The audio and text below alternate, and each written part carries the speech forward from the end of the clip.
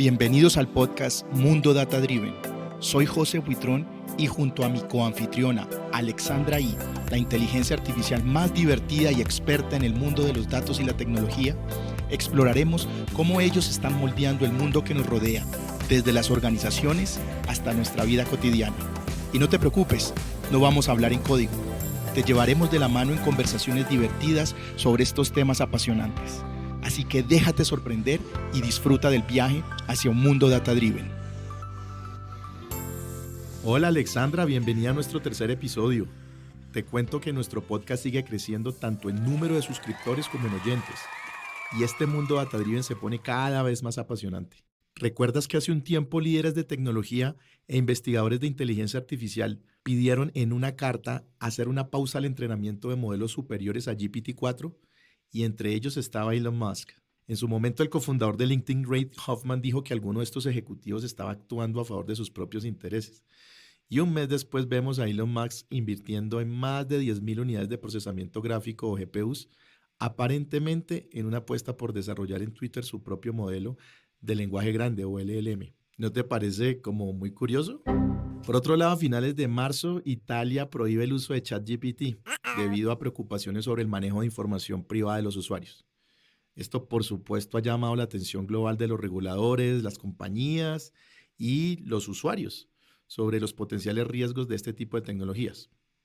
Y aunque un mes después se levantó el veto y OpenAI ha puesto nuevamente el servicio al aire, este mensaje es muy importante para la industria, porque después de toda esta euforia en el uso y las posibles aplicaciones de estos modelos, estamos siendo cada vez más conscientes de la relevancia de tener un marco para el uso e implementación de estas soluciones que asegure la protección de los datos que se están utilizando y su uso ético. Hola José, qué buena noticia que nuestro podcast siga creciendo.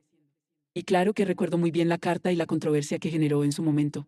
Y hablando de Elon Musk, parece que siempre está en el centro de la acción, ¿verdad? Es como si no pudiera resistirse a un buen desafío tecnológico.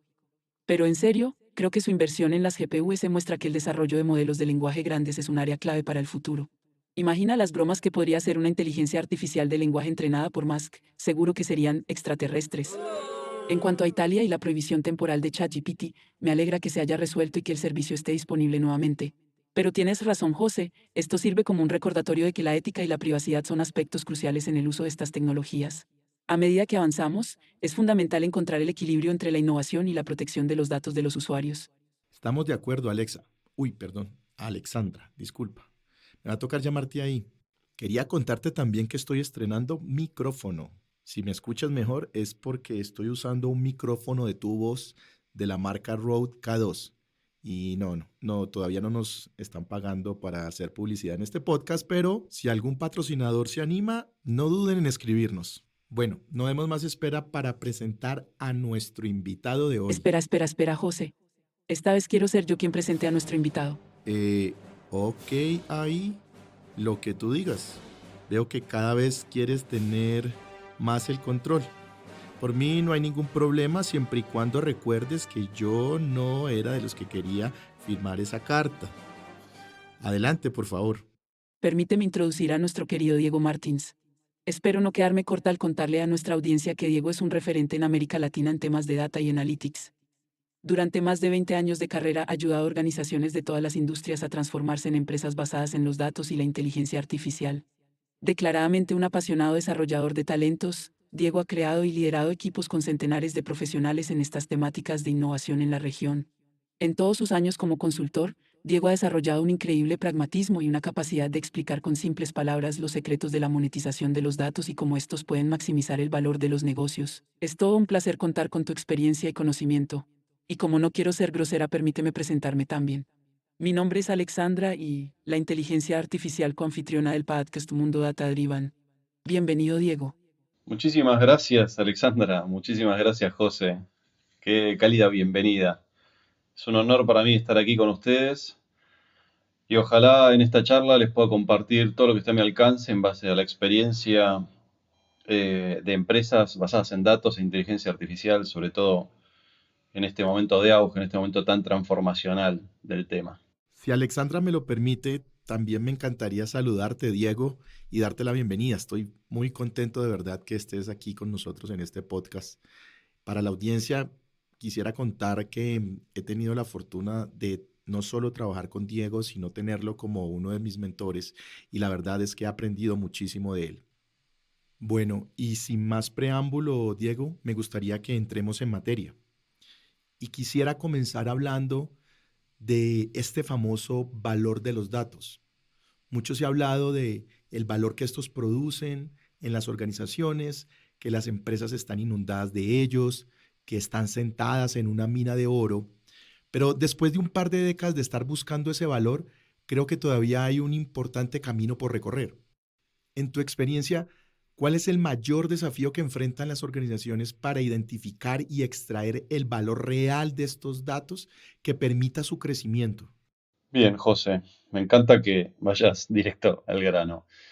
Y te cuento que en estos años, ayudando a empresas en diversas industrias a encarar, a comenzar este camino de basarse en datos o en inteligencia artificial, vi gran variedad de desafíos.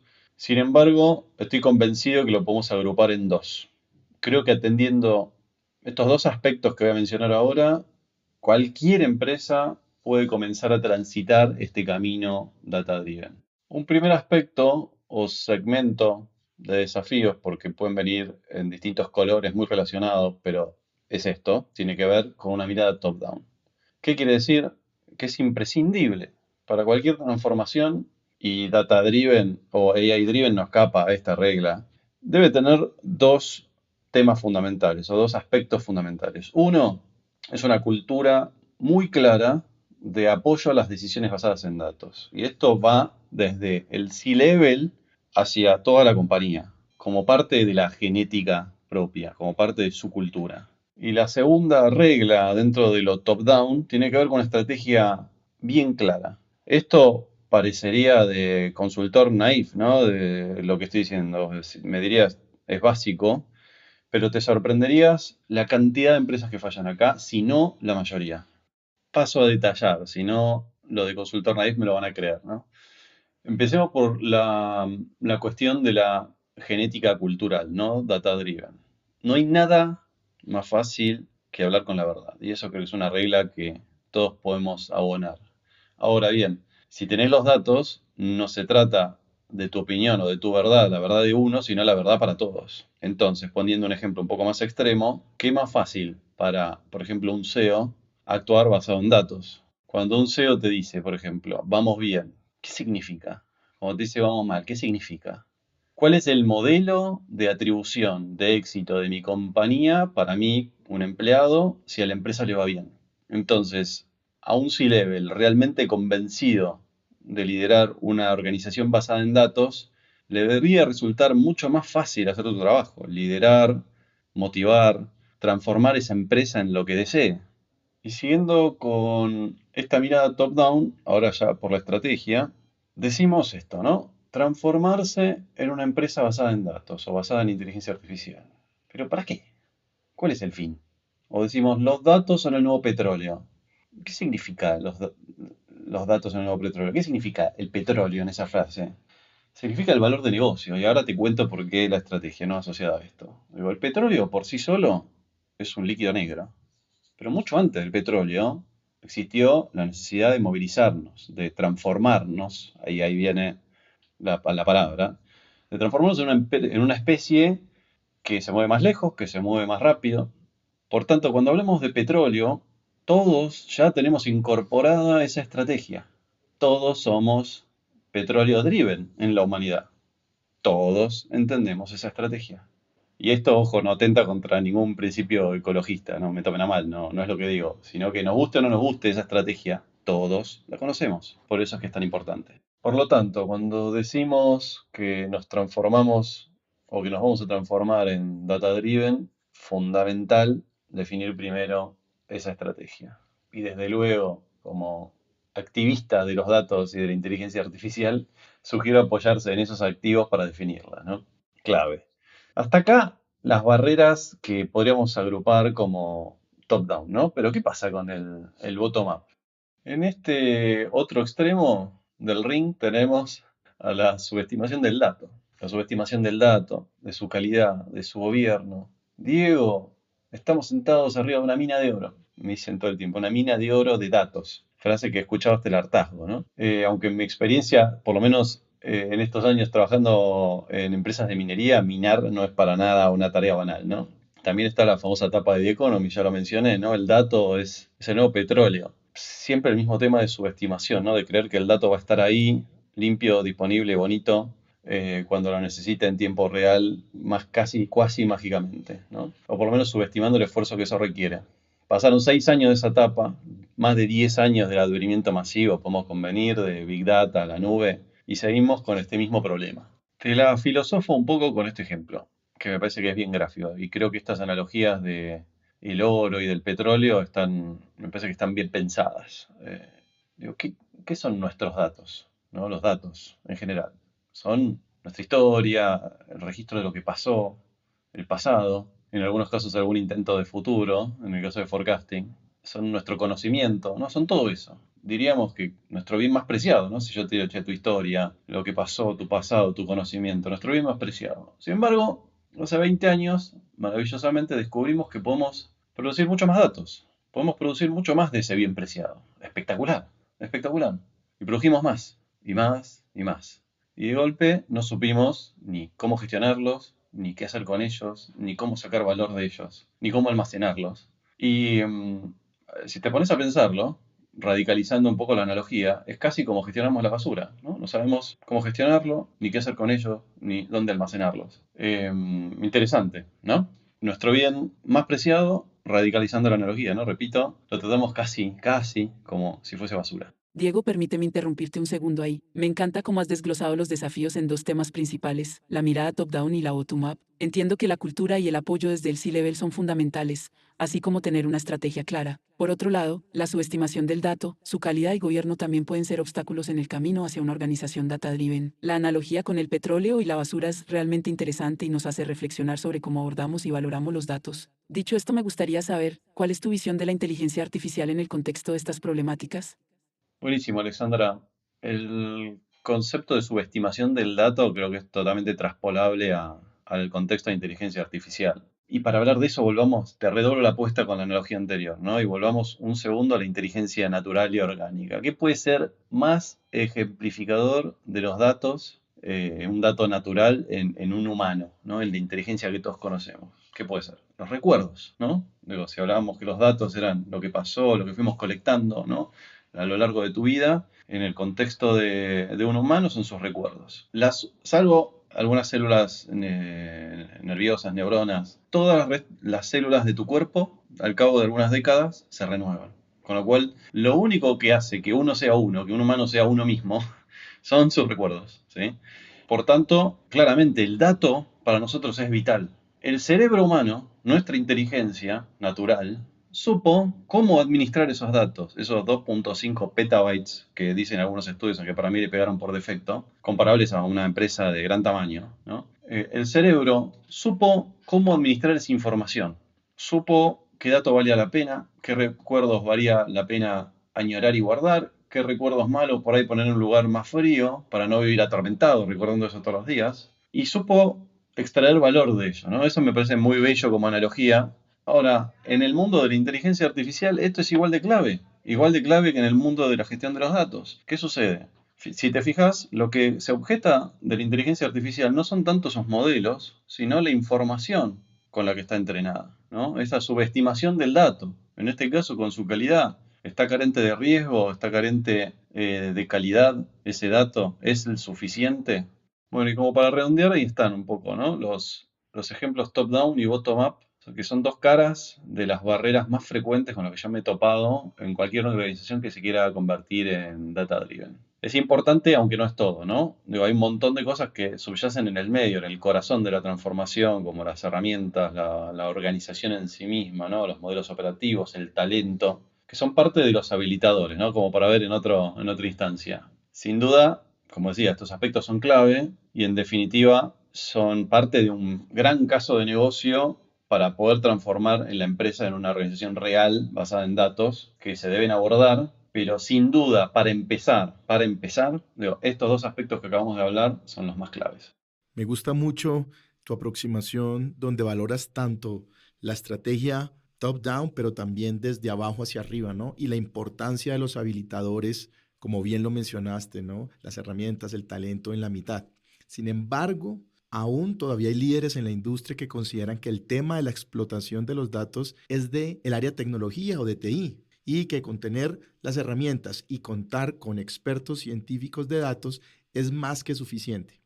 En términos de estrategia, ¿cómo pueden las empresas abordar la transformación data-driven sin caer en la trampa del piloto automático? ¿Cuáles son los principales riesgos y cómo crees tú, Diego, que se pueden sortear con éxito?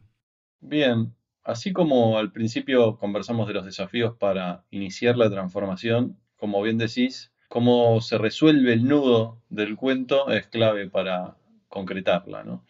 Y los abordajes, si bien, si hilamos fino, son particularísimos de cada organización, creo que podemos, a los fines didácticos, prácticos, ilustrativos, agruparlos en cuatro tipos de abordaje, que no son para nada fundamentalistas. ¿Qué quiere decir? Que, digo, recomiendo fuertemente sean analizados e incluso utilizados en distintos momentos, en distintos estadios de las organizaciones, o incluso combinados en la medida que eso funcione, ¿ok? El primer abordaje está muy relacionado con lo que mencionabas, ¿no? Y nace de esta anécdota, que lo podemos hasta llevar a la zona de la fábula, ¿no? Siempre me llaman para resolver la estrategia, luego pregunto cómo seguimos y me dicen, Diego, ayúdame a ordenar la casa porque tengo un lío con los datos. Y esto nos lleva a estas estrategias muy basadas en IT o centradas en el dato, ¿no? Ahora, estas estrategias bottom-up son posibles de hacerse. Al final estamos, ¿no? Como decíamos, mirábamos la estrategia y luego miramos la materia prima que es el dato, con lo cual una estrategia basada en IT o centrada en el dato no estaría del todo mal, siempre y cuando conecte con el negocio y no se transforme en una odisea exclusiva de IT. Es un enfoque más tradicional, bottom-up, basado en IT, centrado en el dato, pero con un poco de trampa, ¿no? Y esto lo vamos a ver en todos los casos, ¿no? Cómo sortear estos desafíos dependiendo del tipo de enfoque. ¿Qué quiere decir? Que imaginémonos que la organización fuese una pirámide donde abajo está el dato, luego tenés IT, luego tenés las áreas de negocios que consumen esos datos y esos servicios de IT, y en la cima de esa pirámide tenés el valor de negocio y la transformación real. Debieras asegurarte que en la primera versión de esa pirámide sea súper angosta, como la cabeza de una aguja, y luego ir engordándola, o sea, ensanchándola hacia los lados. ¿Qué quiere decir? Que cada versión nueva, en la medida que se va complejizando esta organización basada en datos, siempre hay una componente de IT que puede ser pesada, pero hay algo de negocio y siempre hay valor de negocio, ¿no? Siempre hay valor, en definitiva, producto de los datos. ¿Y qué ventajas tiene esto en un enfoque más basado en IT o centrado en el dato? Ciertamente tiene bases sólidas, técnicas, en torno al gobierno y el modelo operativo, con un fuerte foco en el dato. Si es que ahí estaba muy mal la cosa, es muy bueno enderezar el árbol, ¿no? Corrigiendo en torno a IT y en torno al dato. Como contrapartida o desventaja, es probable que esta jornada requiera mucho presupuesto, sobre todo al inicio, que en ese tiempo sufra algunos desafíos o que potencialmente se frene porque el valor de negocio no sea tan visible. Entonces, seguramente me preguntarás, Diego, esta al final me suena la forma más contraintuitiva de encarar una transformación, y puede ser. Sin embargo, es como lo han hecho la gran mayoría, debo decir. Quizás no de la forma más eficiente, pero sí lo han encarado muchos. Y esto es algo que en efecto pasa y no está del todo mal visto si tomamos esos recaudos que mencionábamos, ¿no? Un caso en donde pasa de forma muy frecuente es en los bancos. Las instituciones financieras muchas veces son resultado de una adquisición, de otra adquisición, en donde los sistemas y los datos se van anidando, fusionando, separando, recableando, y es sumamente difícil dinamizar la data.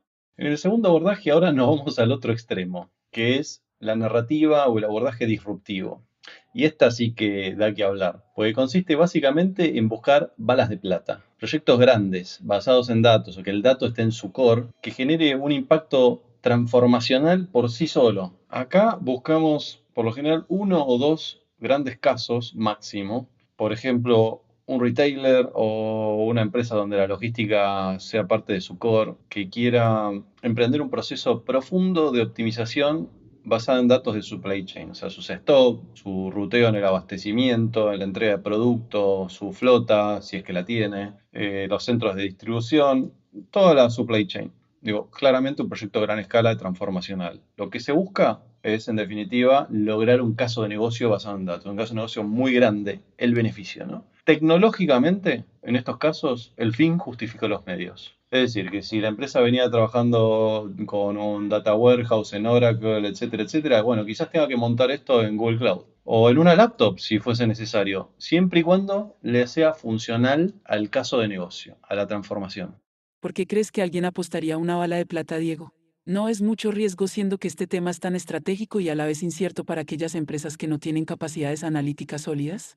Bueno, mi querida Alexandra, sucede que la necesidad hace al hereje, ¿no? Y esto es 100% real. Por ejemplo, pasa muchísimo en la batalla de las startups, digo, por necesidad.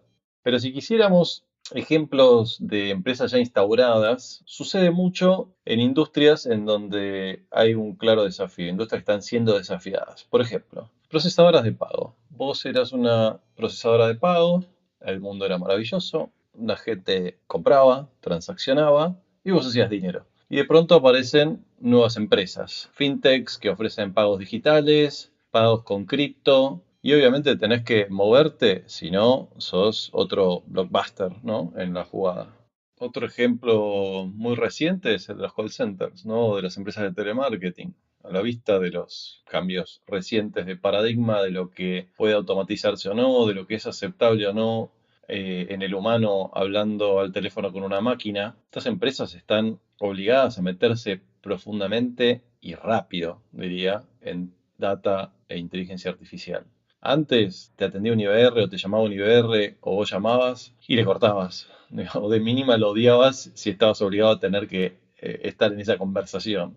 Hoy en día y hacia donde vamos no nos vamos a dar cuenta. Y otro ejemplo de estrategia de transformación disruptiva, data driven, la tienen las empresas que proactivamente quieren cambiar su status quo. Empresas más de corte tradicionalista que quieren emprender un cambio de visión, un cambio cultural, a veces producto de la llegada de un nuevo CEO, y apuestan a un caso único, grande, transformacional para lograr esos objetivos. Por ejemplo, pasa en las empresas como minería o empresas de petróleo, aunque no restrictivo eso. En estos casos, ese fin, ¿no? Del famoso fin justifica los medios del caso tradicional, no busca solo la concreción del caso de negocio, sino que también se utiliza como brújula de ejemplo, ¿no? De dónde se quiere ir, donde se le da muchísima visibilidad al proyecto en lo que respecta a marketing interno y a las personas involucradas, poco más que se las quiere transformar en rockstars, ¿no? Son faros para generar una tremenda fuerza de cambio dentro de la organización, que en buena medida es parte de lo que se busca en este tipo de acciones. Y como toda estrategia tiene sus trampas que hay que evitar. En este caso, muchas veces tomar atajos hace que subestimemos algunos actores, procesos, personas, talento e incluso terceras partes que más avanzada la transformación puedo darme cuenta que me faltó incluir. Y a esto lo llamamos la operacionalización, ¿no? Avanzar sobre el caso de negocio. La otra gran desventaja, aunque muy conectado, si no se tienen los mismos recaudos, tiene que ver con la integración con los sistemas actores de la organización, la escalabilidad en definitiva, muy conectado con lo anterior. El servicio puede funcionar en una primera medida, hasta incluso en una laptop, con tal de que me cierren los inicios del caso de negocio. Ahora, cuando yo quiero ir a buscar el 100% de esa monetización proyectada, me puedo encontrar con esos problemas, ¿no? De conexión, de interconectividad, de escalabilidad a nivel técnico. Y esto nos lleva al tercer enfoque, ¿no? A la tercera estrategia de transformación basada en datos, que es una jornada incremental de monetización de datos, como si fuese un viaje, en donde las postas de ese viaje, las paradas de ese viaje son los distintos casos de uso, cada uno de ellos con su mini business case, y voy monetizando el valor a lo largo de este camino. Entonces, no es una jornada que espera tener todo lo técnico listo para monetizar, ni quiere monetizar tipo Big Bang con un caso de uso rotundo y transformacional, sino que es algo como el in-between, comúnmente llamado jornada basada en valor. Aquí vamos abordando uno a uno los casos de uso, normalmente basados primeros en los mangos bajos, ¿no? Y después pasando a los siguientes casos de uso que van a generar algún nivel incremental también de complejidad en su modelo operativo, en su arquitectura, en la forma en la que opera la compañía, en la medida que ese valor se va incrementando. Es decir, partimos de un modelo operativo, de una arquitectura y de los distintos enablers, apalancas para realizar ese valor en un contexto de ignición preliminar, y esto va avanzando y se va complicando en la medida que lo amerite el valor de negocio, ¿no? Bien gradual. Este es un enfoque prácticamente, podríamos decir, industrializado, ¿no? De lo que es una transformación data-driven, de modo que si el primer caso de uso se parecía a una pirámide, el segundo a un puente, este es más como una casa pequeñita, que comienza pequeñita y luego se va ampliando y se va transformando en una casa mucho más grande hasta poder llegar a ser un castillo, digamos, en la medida de que se va avanzando en la jornada de transformación.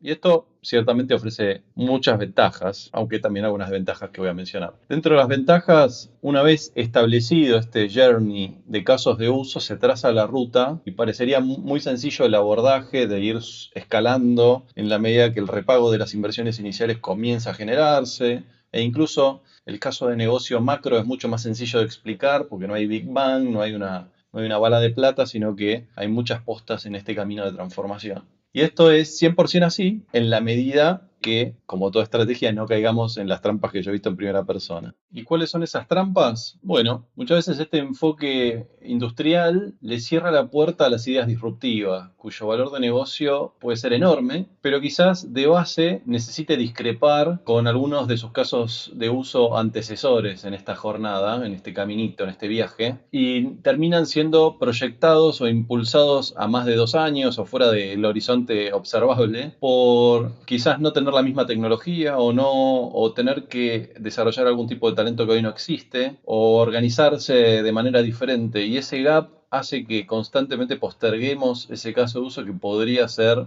una llave interesante para la organización. Por eso es importante cuando diseñamos esta jornada, ese viaje, es poder identificar esos casos de uso disruptivos y tomarlos con vida propia. Quizás deban tener su propio equipo de proyecto y su forma de operar, o hasta incluso su propia tecnología, en la medida que su caso de uso y su caso de negocio así lo requiera. Y el otro punto que normalmente solemos caer en la trampa tiene que ver con perder la mirada de largo plazo. Esta visión de voy armando la casa por partes, ¿no? Desde una casa chiquita a una casa grande. En la medida de que yo no tenga muy en claro de primera mano cómo voy a reaccionar y cuáles van a ser mis foundations a nivel IT, a nivel operativo, a nivel gobierno, es probable que esa casa no crezca de la manera en la que yo preví inicialmente.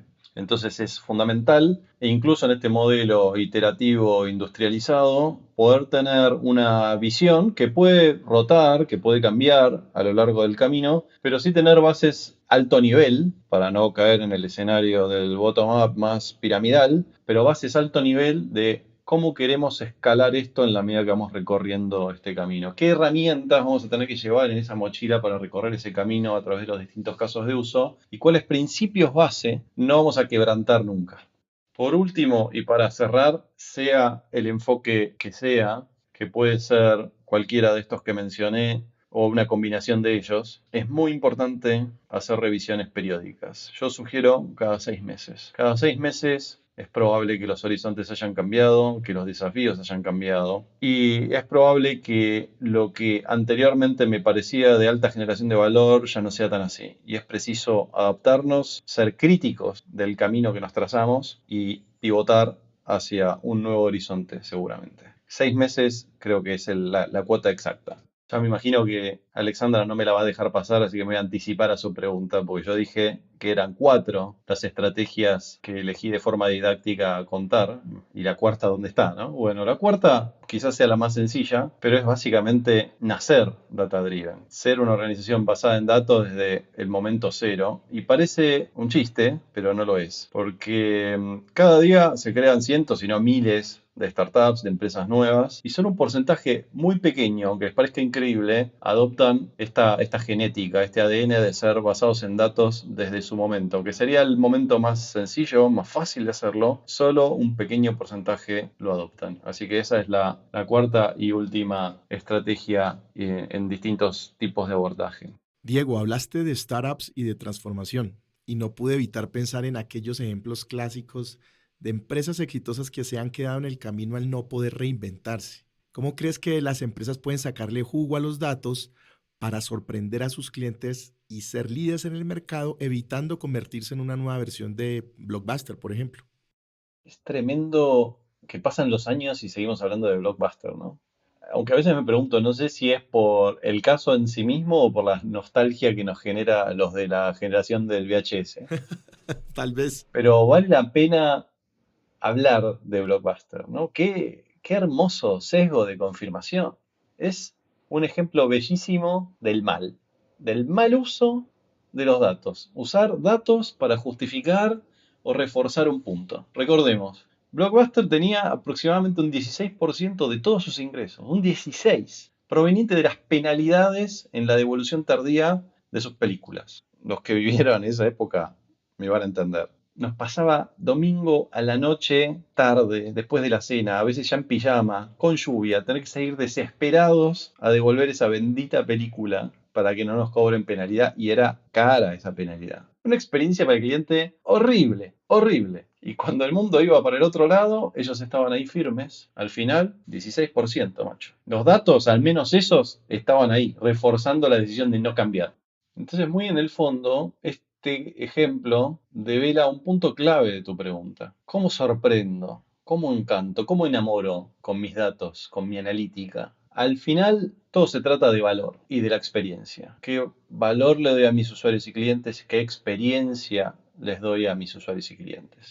Ahora te doy unos ejemplos del bien. En la década de los 90, Starbucks, ¿sí? Cadena, cafeterías, todos conocemos, cambió por completo su experiencia con los clientes. Y producto de ese cambio llegó a ser lo que es hoy día. Y lo hizo con solo un dato. ¿Qué hicieron? Poner tu nombre en el vasito de café. Hermoso. Personalización en tiempo real y de bajo costo. Tu nombre es un dato fungible que tendrá que 20 bytes de máxima. Pero más allá del chiste, creo que es un punto de vista muy potente que no debemos perder nunca de vista como maximizadores de negocios que somos los que estamos en el tema data e inteligencia artificial. Otro ejemplo, y ahora hablamos un poco más a futuro, es lo que pasó con la industria de los seguros, por ejemplo, seguros de automóviles. Situación pandemia. La gente tenía el auto quieto en su casa y muchas personas empezaron a cancelar sus seguros, a cambiarse por otro proveedor. Y hubieron algunas aseguradoras que pudieron reaccionar rápido y bajar sus tarifas y conservar a sus clientes. Pero normalmente la tarifa es función de la prima y es muy difícil bajarla. Entonces, ¿cómo lo hicieron? Bueno, no era lo mismo bajarle sus tarifas a una aseguradora, a un médico que salía todos los días, que, por ejemplo, sea un programador que estaba 100% trabajando remoto en su casa. Solo aquellas que tuvieron los datos y que pudieron usar esos datos, por ejemplo, del traqueo, en el uso del automóvil, tuvieron la ventaja competitiva para poder tomar esas decisiones y dejar una huella que para mí transformó la industria de los seguros. Si bien ya había seguros basados en datos como scoring de accidentes y demás, esto terminó por sentar una nueva plataforma, ¿no? Un nuevo estadio para los seguros.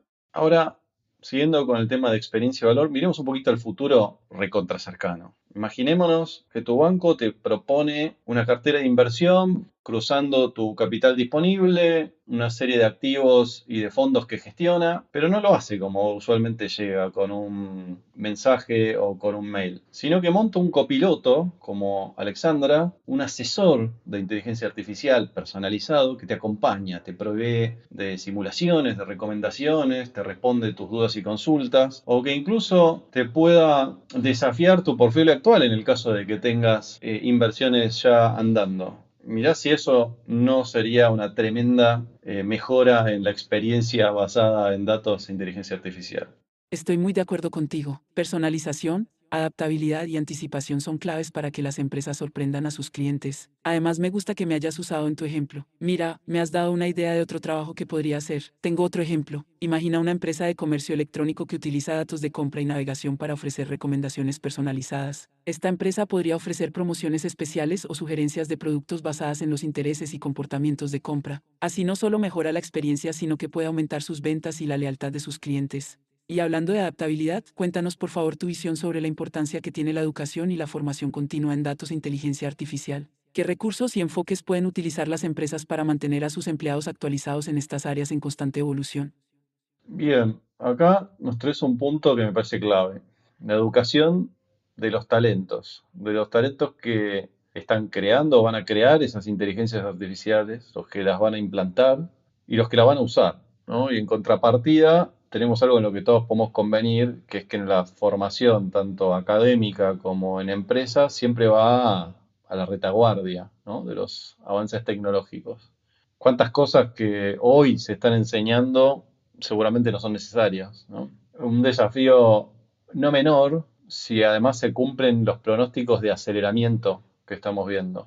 La transformación de la inteligencia artificial o la transformación que va a generar la inteligencia artificial se prevé que va a ser muchísimo más rápida que la transformación digital, ¿no? Que ya hemos vivido todos. Los cambios en los procesos educativos y en los contenidos tardan tiempo. Y acá tomo prestado para que juguemos un poquito una anécdota, una fábula de Santiago Bilinkis, que es un emprendedor y tecnólogo muy reconocido, que es la siguiente. Pensemos un instante en los egipcios y sus pirámides. Yo estoy seguro que en la educación de aquella época estaba la materia construcción de pirámides. Tiene sentido, ¿no? Pero un día la realidad es que los egipcios dejaron simplemente de construir pirámides, pararon. Y los egipcios como tales siguieron existiendo durante varios siglos más. Y seguramente se habrán tenido que debatir, ¿qué hacemos? ¿Esto es útil? ¿No es útil? Y me la juego que al principio fue quedando, después habrán dicho, que quede por si algún momento volvemos a construir. Después dijeron, no, no, déjala porque es una tradición histórica, ancestral, parte de lo que somos, etcétera, ¿no? Y así la vida.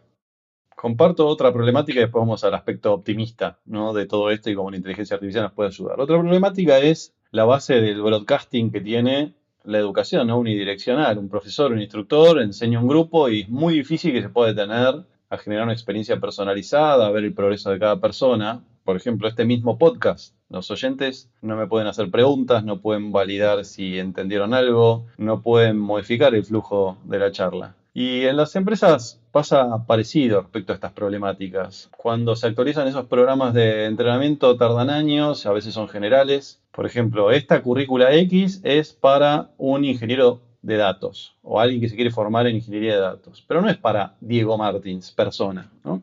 Hay esperanza, hay esperanza. Si sabemos subirnos a la ola, yo estoy seguro, totalmente seguro, de que la llegada de la inteligencia artificial de uso masivo que nos está sucediendo ya nos va a permitir cambiar este paradigma como nos va a cambiar la vida a todos y de manera mucho más rápida. ¿Qué pasa si te digo que la inteligencia artificial nos puede ayudar a entrenarnos sobre la inteligencia artificial y sobre muchos temas más? Y esto es así, en poco tiempo, muy poco tiempo, vamos a tener la posibilidad y de manera rentable de contar con training coaches personalizados basados en inteligencia artificial.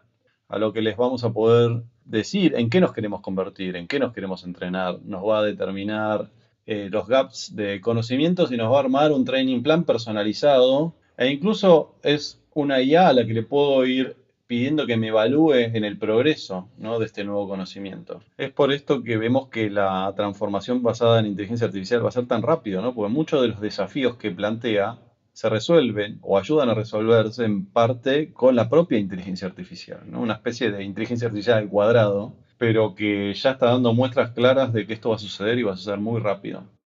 Tocaste el punto candente de la inteligencia artificial y no podemos dejar pasar hablar sobre la ética en el desarrollo de este tipo de modelos. En este sentido, ¿cuál crees que es el mayor desafío al que se enfrentan las empresas que adoptan la inteligencia artificial y cómo pueden abordarlo de manera proactiva? Temazo, temazo, José. Siempre que hablamos de cualquier tema sintético, desde, no sé, técnicas de clonación de seres vivos hasta la inteligencia artificial, va a aparecer la ética como una especie de fuerza antagónica, ¿no? Para preguntarnos si estamos haciendo lo correcto. Por lo cual, en primera medida, estos desafíos, como vos lo mencionás, me parecen sanos y debates que debemos tener como empresas y como sociedad en definitiva.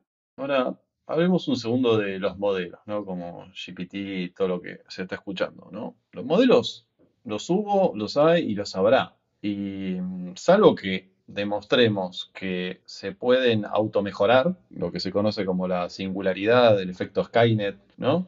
Estamos lejos de eso, a mi criterio. No viene tanto por ahí el tema de los desafíos, pero sí por el lado de los datos con los que son entrenados. Los datos son producidos por humanos o por sistemas que fueron creados por humanos. Por tanto, tienen las mismas carencias, sesgos de género, violencia, discriminación, racismo, etcétera, ¿no? Por eso es que es clave, hablando de los desafíos, ver de forma minuciosa con qué datos los estamos usando. Misma referencia al punto inicial de nuestra conversa, ¿no? La subestimación del dato. Otro gran desafío, y creo que uno de los más definitivos para las técnicas actuales, es que las empresas que desarrollan estas inteligencias artificiales basadas en Deep Learning, Reinforcement Learning, no pueden explicar claramente por qué la IA hace lo que hace. Sabemos cómo lo hace, pero nos resulta muy difícil determinar una respuesta puntual. Cuando las predicciones son complejas, se pierde la causalidad. Entonces, si tenés un algoritmo sencillo como es la operación suma es un algoritmo. Entonces uno puede explicar todos los resultados y qué sucede en el back. Sin embargo, con la inteligencia artificial en su versión más avanzada, esto es muy difícil. Entonces, si desconocemos por qué se tomó X decisión, sea un bit, si un bit está en 0 o en 1, o más concreto, si apruebo o no el pedido de un crédito, esto puede generar una serie de problemáticas, ¿no? A la hora de tener que justificar y evaluar las decisiones de esta inteligencia artificial.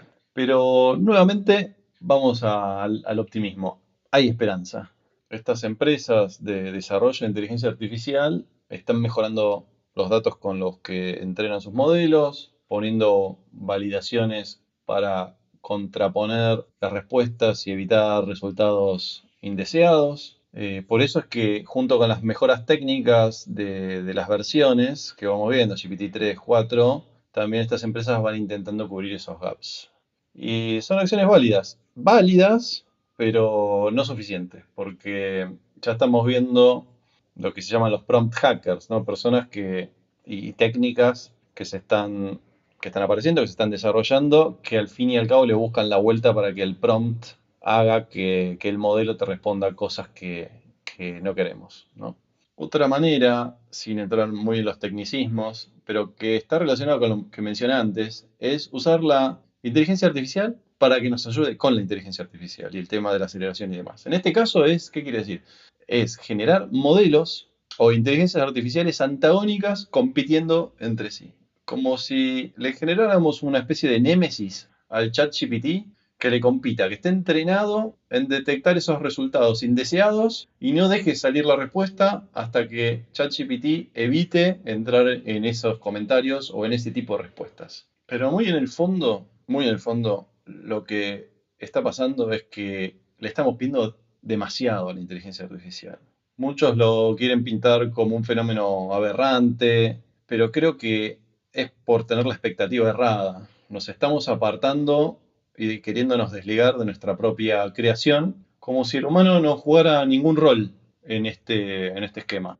Lo que hace la inteligencia artificial es espectacular, espectacular. Y sería muy pretencioso creer que eso es todo, que el futuro es la inteligencia artificial. El futuro no es la inteligencia artificial, sino que la inteligencia artificial es parte del futuro y va a ser parte de la humanidad. Entonces vemos también a la inteligencia artificial como algo distinto e inentendible, por lo menos a día de hoy. ¿Y qué ha hecho el humano históricamente con lo que es distinto e inentendible? Primero lo discrimina, después lo toma como un ataque. Su mera existencia es un ataque, es una aberración.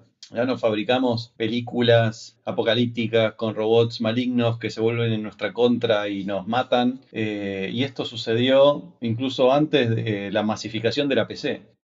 En particular, yo veo un futuro en donde exista una inteligencia superior que conjugue ambos mundos, el humano y la inteligencia artificial. En lugar de tener una inteligencia artificial a la que le pedimos todo, ¿por qué no podríamos pensar en una inteligencia aumentada, que sea inclusiva de la inteligencia orgánica, el padre de la bestia, y la inteligencia inorgánica, no la inteligencia artificial? Pero tampoco me quiero pasar de naif, ¿no? Claro está que como toda inteligencia, y lo mismo pasó con la inteligencia humana, esto puede ser usado para el bien y para el mal, con lo cual, si pensamos que existirá el concepto de inteligencia aumentada, esto no hace más que incrementar las posibilidades de amplificar ese mismísimo dilema, ¿no? Por eso no me paso de naif, pero sí creo firmemente que este concepto de inteligencia aumentada, conjugando ambos mundos, es definitivamente a lo que debemos apuntar como sociedad.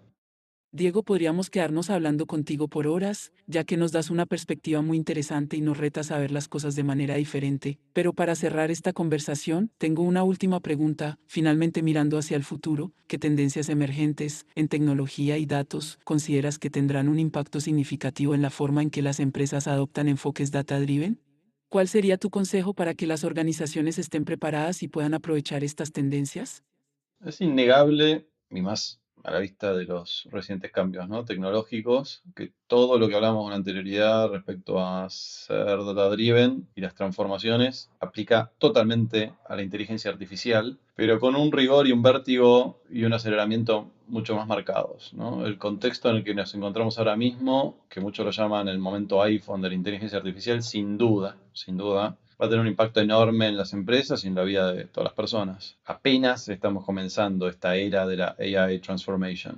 Originalmente, como un apéndice de la transformación digital, los datos y la inteligencia artificial todavía nos habían dejado como muchas promesas incumplidas, ¿no? Y esas deudas se están empezando a saldar, sobre todo respecto a la masificación que generó el fenómeno ChatGPT. Y junto a eso, la pulsión multiindustria de inversiones que derivó este hito particularísimo. Pero es claro que si bien es un fenómeno puntual, esto no se trata de una moda ni de un tema más, sino de un cambio de paradigma, que tiene que ver más con un cambio, una decisión de la humanidad de invertir y decir, bueno, es por acá, y hacer el cambio a nivel cultural, más que tecnológico, porque al fin de cuentas la tecnología que le da vida al chat ya existía hace varios años. Y como todo cambio nos ofrece la posibilidad de cerrar algunas brechas y abrir otras. Creo que para las empresas que decidan embarcarse y comenzar a basarse en datos, emprender la AI Transformation, van a encontrar un contexto en donde esto les resulte mucho más sencillo, donde puedan usar esa IA al cuadrado, la inteligencia artificial, para ayudarlos a transformarse con la inteligencia artificial.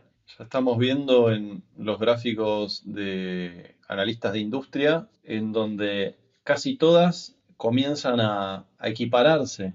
Incluso las más rezagadas empiezan a estar muy cerca de las que venían aventajando esta transformación. Lo que llamamos los AI Achievers, que son empresas que ya pudieron monetizar inteligencia artificial, que tienen modelos operativos sustentables para escalar la inteligencia artificial, y típicamente a día de hoy tienen por lo menos un 30% o más de sus ingresos provenientes de actividades relacionadas a la inteligencia artificial, son en los mercados emergentes como América Latina un 17% de las empresas, cuando el promedio en el mundo es el 12%. ¿Esto qué quiere decir? O sea, los mercados emergentes están generando un efecto de equiparación, ¿no?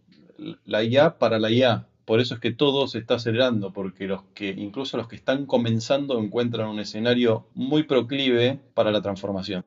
Ahora bien, para las organizaciones que por decisión propia o por alguna imposibilidad no emprendan este camino y este cambio seriamente, sin lugar a dudas, se les va a abrir una brecha mayor con sus usuarios, con sus clientes, con sus competidores, y una brecha en definitiva mayor con el mundo en el que están insertas.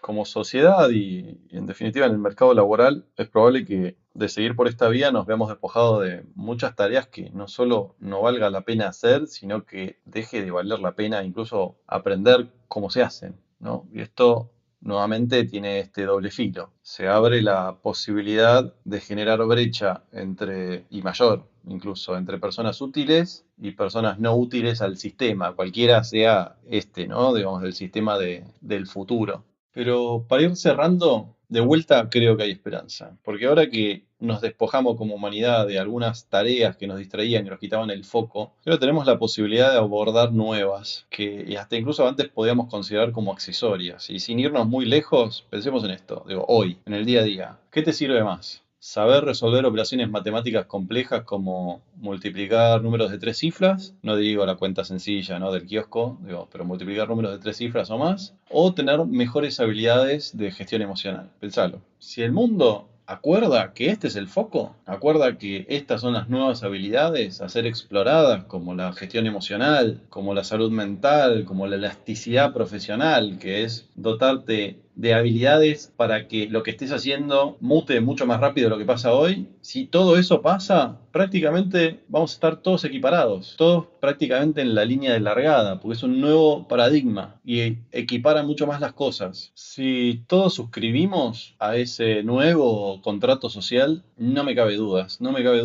que vamos a tener más y mejores organizaciones basadas en datos, pero en definitiva una vida y un mundo, como tu podcast, José, un mundo mejor basado en datos e inteligencia artificial. Diego, de verdad, mil y mil gracias por habernos acompañado en este episodio de Mundo Data Driven. Nos vamos muy contentos. Nos regalaste un gran episodio con muchos insights, muchas reflexiones, los ejemplos que usaste fabulosos. Entonces, de verdad, muchas gracias y por acá bienvenido cuando quieras estar de nuevo con nosotros. Muchísimas gracias, Alexandra, José. Me lo disfruté muchísimo, el placer fue todo mío y espero haber contribuido, haber iluminado un poco la historia de las transformaciones basadas en datos en base a mi experiencia y lo que nos depara como desafío hacia adelante la transformación basada en inteligencia artificial. Muchísimas gracias y gran abrazo. Gracias por escuchar el episodio de hoy de Mundo Data Driven. Esperamos que hayan disfrutado de la conversación. Los invitamos a suscribirse a nuestro podcast en su plataforma favorita y a dejarnos una calificación y comentario para ayudarnos a mejorar y amplificar el mensaje. Nos vemos en el próximo episodio.